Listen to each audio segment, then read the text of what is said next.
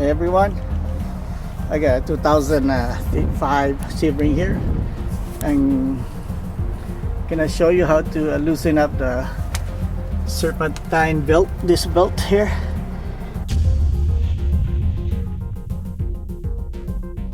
And again, this is a 2005 Sebring, and what you need is this tool. It's called the Serpentine tool from Harbor Freight.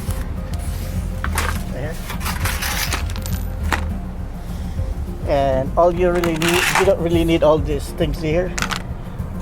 That you don't need this, then do this, but you need this part. That's all you need. And what you do, first thing you need to do is remove the wheel. Before you remove the wheel, you just loosen up the nuts here. Don't take out the wheel yet. Jack it up, put a jack stand. So you use a jack stand for safety purposes. Put something in the back, a chuck over there, a wheel chuck, so it doesn't roll out. Now remove the cover here. There's some this kind of plastic thingy, jiggies. Remove it. It's like kind of like this. Just remove the whole thing so you have access to the bottom. Then what you do is you go.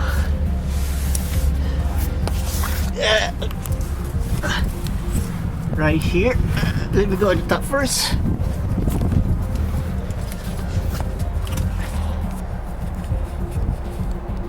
That thing there is the one that loosens the belt, but you don't need to remove that screw right there. All you need to do is you go under.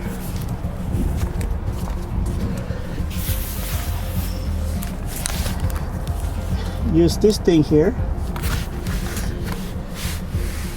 So there's a round here, doesn't fit in the round thing. Doesn't fit there. Doesn't fit here, but it fits on this one right here. So you just push it in there. Light it up. Hard to do this while holding the camera. There, it's in. See, it's in now. See, I'm not holding it anymore. See, all you need to do is push it to the left. And see how the belt moves.